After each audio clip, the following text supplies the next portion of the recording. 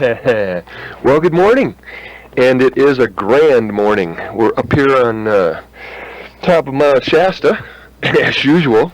I say we, that means me, God, you, and everyone else. Birds are singing. It's getting warm. That in itself is kind of fun. So, as we kind of get rolling into the tape here, I've kind of been looking it all over. I've been looking at Mount Shasta. There's been all sorts of articles written about her as of late, and so I thought I would talk a little bit about Mount Shasta, the legends, and all of the things. So, I think that's what we're going to do today. Just a fun-filled thing.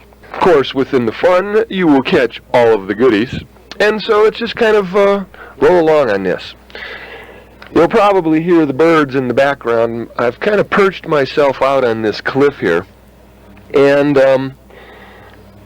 I'm basically hanging out with the gatekeeper these days. Now, if any of you have ever heard me talk about the gatekeeper, it's sort of a spot on the mountain where energies have a really good time and can be somewhat easily seen.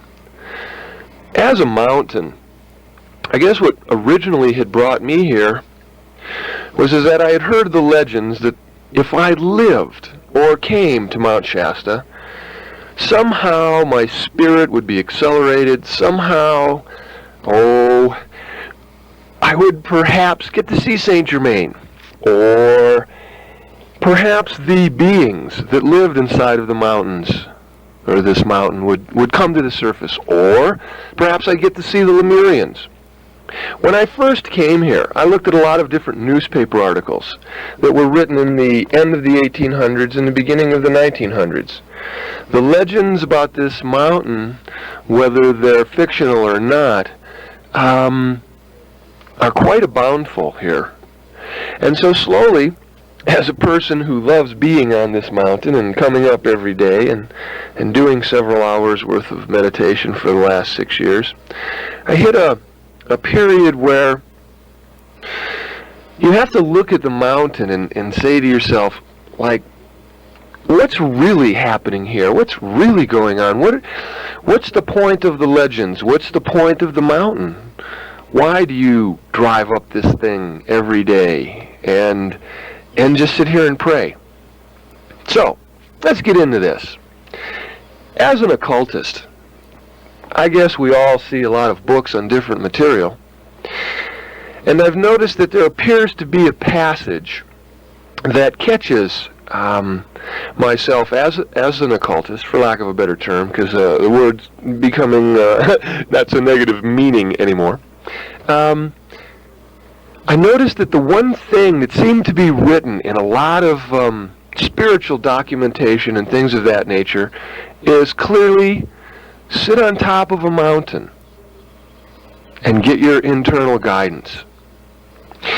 I've observed that this particular scenario is written in a lot of things, and so that was also one of the reasons why I chose to come to Mount Shasta. I'm sure, like everybody else, you drive up and you're expecting to see Saint Germain hitchhiking. Or you expect at least a minor miracle because, hey, you've taken the time to come all the way out here. Now, I've noticed that I live at the bottom of the mountain and right next to the road it comes up.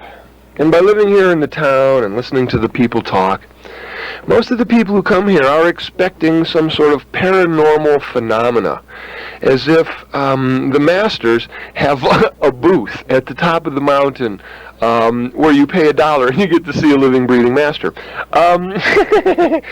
It's cute what people expect, and it's fun to watch them, get what they ask for, except that they're so busy denying the things that do happen that they just kind of miss out on things sometimes.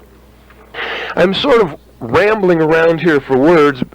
I'm still somewhat high from meditating, and I'm very inspired by the mountain. And while I was being inspired by the mountain, I decided to talk about it and put all of the things that I've observed from this mountain and the things that I've learned from this mountain. I think that this mountain per se has guided me and inspired me and taught me tremendously in the 6 years that I've been here. I find that the mountain per se has a unique personality, female in nature, loving, and some of the most powerful energy I've ever seen. I've observed that lots of people come and go from this place, and that the population stays between 4,000 and 6,000 all the time. I've also observed that 1,000 to 2,000 people leave every year, and 1,000 to 2,000 people show up every year. I find that people who are on their spiritual quest really do want to live here, but once they get here, it's almost as if it's a struggle to live here. The struggle is not so much in trying to coexist with the mountain, as the struggle is for us trying to coexist within our concepts and ideas. This mountain produces a ton of energy. It also produces that energy for almost a 50-mile radius. I've observed that people who live in the town and who have lived here for a long time come and go and get out of the 50-mile radius by little things. They'll go up to Wairika, or they'll go to Redding just for a lunch or just for a break, or maybe to buy something in another store. But even the locals have a tendency to leave, say every 3 weeks or 4 weeks, because this place is so intense with energy that it can't help but bring things up within an individual. I have found that the mountain has enough magnetic current to bring up all of the things that we as human beings hide deepest within inside of ourselves. Our ideas, our concepts, our convictions, judgments, insights that we've gained throughout our years. If we are not secure or sure with them, what happens is the mountain brings it up to you. Now, this is created by several reasons. I've heard all of the legends of Mount Shasta naturally, but I don't really see any scientific documentation. And so, you know how I am. I went for the more scientific. Good English, Dennis. More scientific. I looked for the things that common sense, repetition, and unique things of that nature. What I discovered was that around Mount Shasta there are 6 meridian points. Now, for those of you who don't know what meridian points are, they're little tiny vortexes on the planet. You see, you come from this phenomenal planet. She made you. She built you. And on our body, we have all these little tiny vortexes, or nadis. We also, for those of you who have ever seen an acupuncture chart, have meridian lines. There's these lines, that start at the top of your head and go down to your feet. And the energy circuits, your energy, your magnetic fields, the electrons, things of that nature, follow these electrical paths on our body. Now, if we have such paths on our body, which we've pretty much conclusively proven, and if we are indeed built from this planet, then if we have them, so does she. And several books have been written to the fact that there are meridian lines on this planet. Several pieces of material have been written on how birds fly from the north to the south and how they follow these meridian lines. They have certain migrating paths. And when we've checked the migrating paths, we found that they were meridian lines on the surface of the planet. If you want to get a little farther out, we have observed that certain spaceships only follow the meridian lines because a lot of spaceships are magnetically powered. And so a meridian line, which does put out a magnetic field, therefore, would become the most probable source for using magnetic energy in a spacecraft that is being confined to gravity. Around this mountain, there are 6 basic vortexes or meridian points, so spoken of. Now, the only other place that this particular scenario happens is in the Himalayas, where some of the great masters live. And I've also observed that on this planet where there is a collection of great masters or great teachings or a religious place, We have discovered that there are many vortexes in that area, all designed to help accelerate yourself. Now, what do I mean by that? What I mean by this is that as we get next to a vortex, there's more energy, there's more of a spin within the magnetic currents of the planet. Simple to understand. Like, as the planet rotates and turns, I mean, you've heard of tornadoes, you've heard of hurricanes. What are these things? They're swinging vortexes that break loose from their original position, carry enough momentum, and then move around on the planet.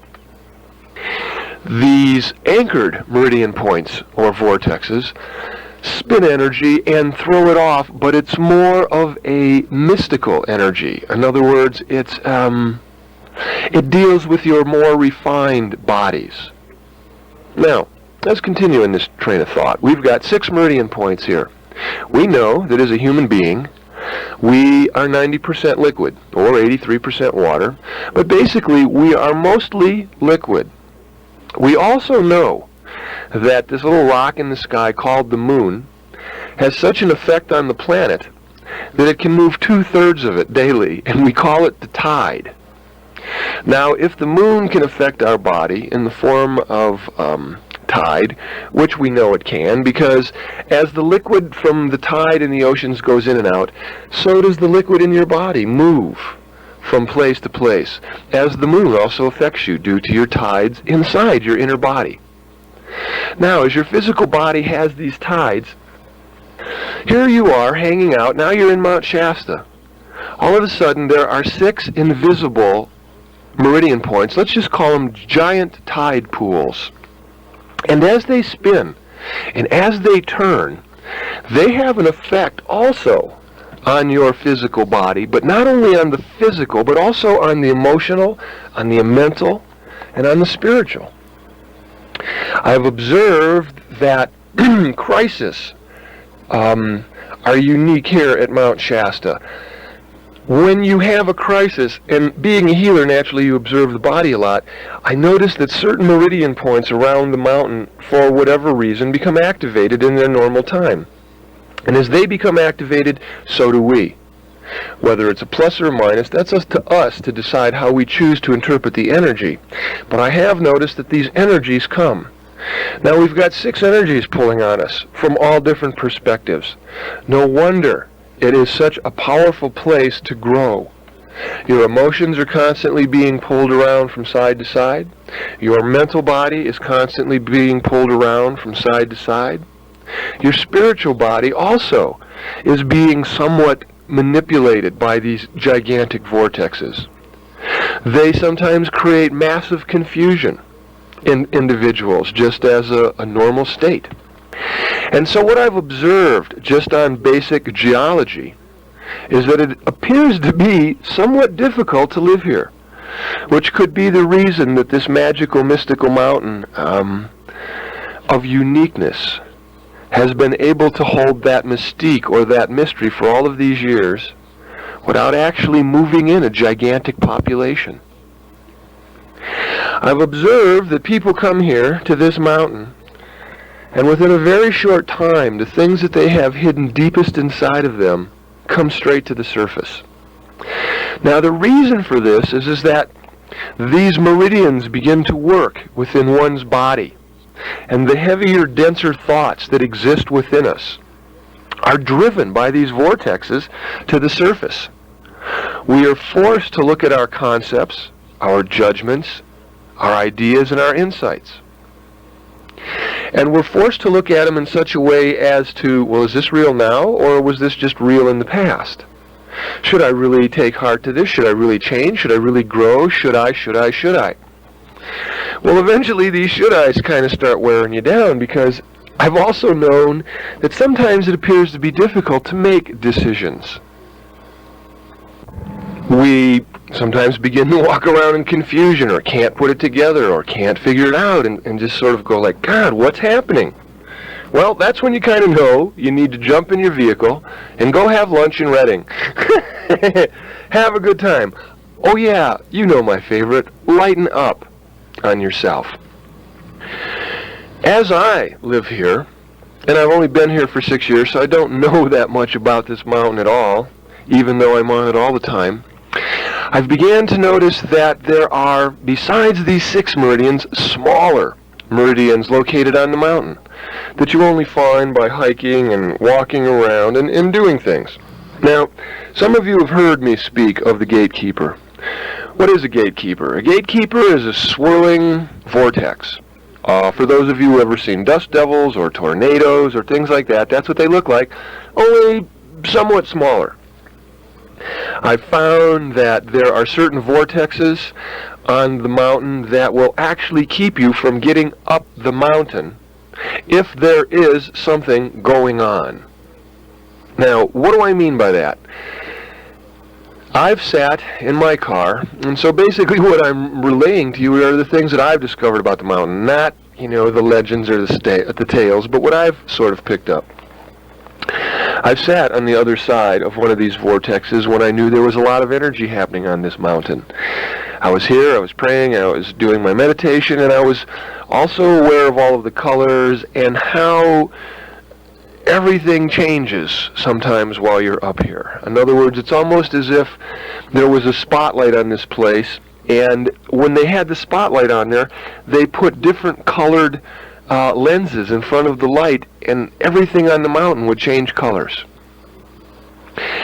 I would observe that as I sat in these unusual times on the mountain and allowed myself to be a participant in all that happened, I would see I'll just say the one car that I saw. I saw a car coming up the road. A lady was driving it. I would say the woman was in her, 30s, somewhere in their 40s, because I was clear enough to see her face.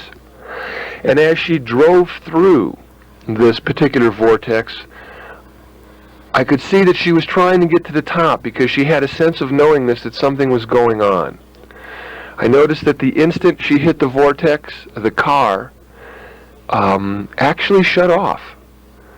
And I watched it come to a stop in the center of the road, and I watched the woman slump over the steering wheel and completely leave her body. Now, I physically observed this. I wanted to get out of the car and go walk over and see just exactly what had happened, but I figured I was having too good of a time where I was, and if I needed to know, they would have knocked me out like that. So I observed. I observed the colors. I observed different things that I saw. I observed ships. I observed things coming in and going out.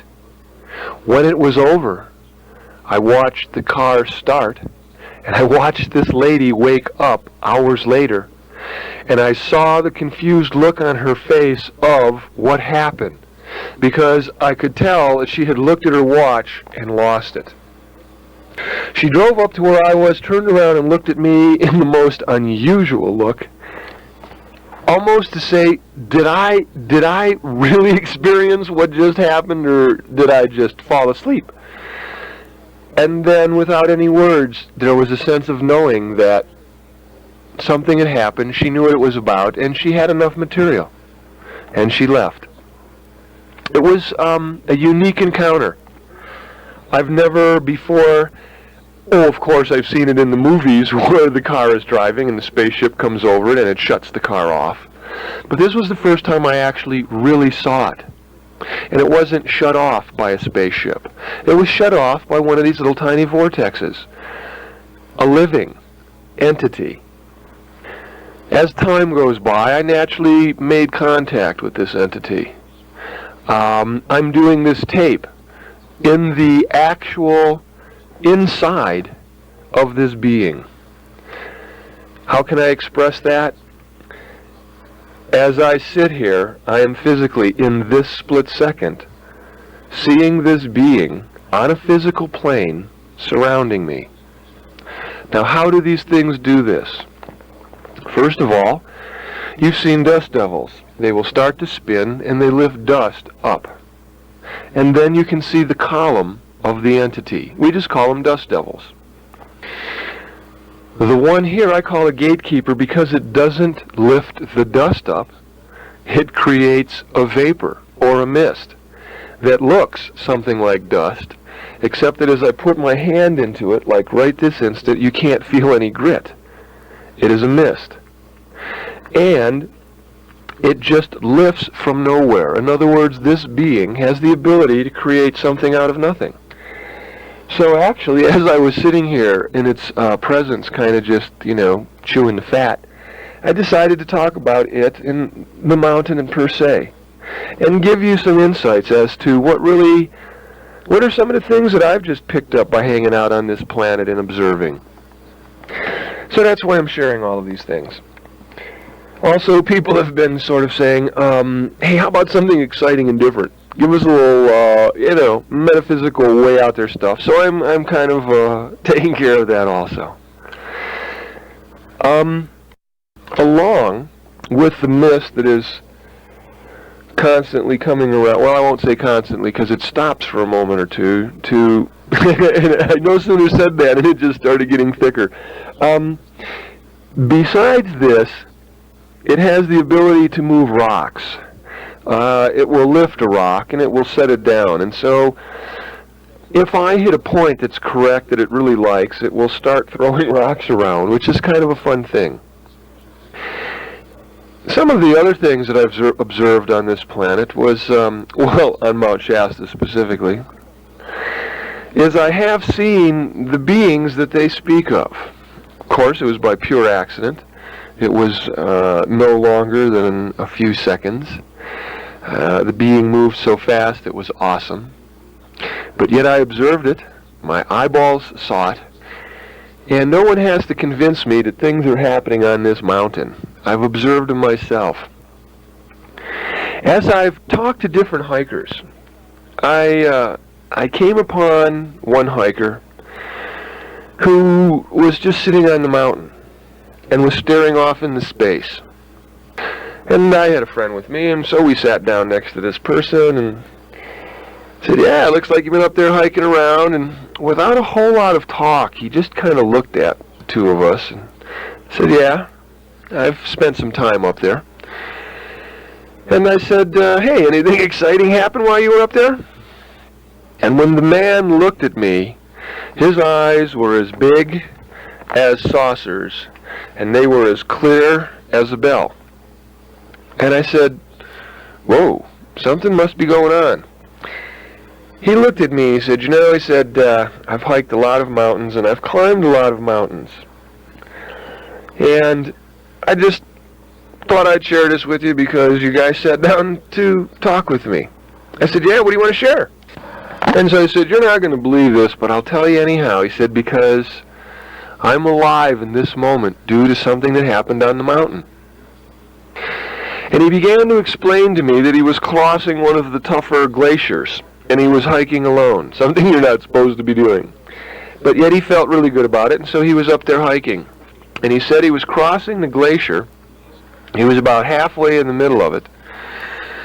He said, and all of a sudden he broke free and started to fall and started sliding down the glacier. Now, I will give you a real simple insight. If you lose it on a glacier and you just start going and you are not roped into a partner and you are not roped into any hooks, when you go shooting off the glacier, the mountain here will claim 2 to 3 hikers every year. In other words, that means that 2 to 3 people died trying to make the ascent, or died trying to learn how to climb, or they were experienced climbers and some fluke happened. And so he said he started to shoot off the glacier, he said, and he realized that he was going to die and that he was just going to be crushed. And there was really nothing he could do, he said, and all of a sudden, as he was falling, he said he spotted another hiker who was halfway across the glacier but way below him.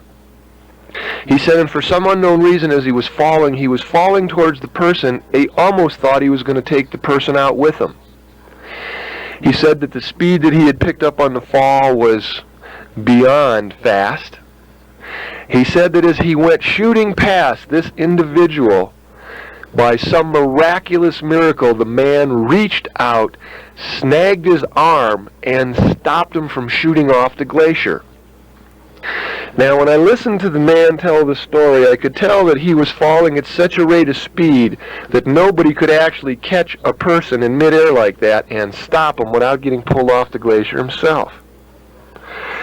He said the man grabbed him and held him with strength he had never felt in his life, but that he was so grateful. He didn't care how the man did it. He was just ecstatic to be alive.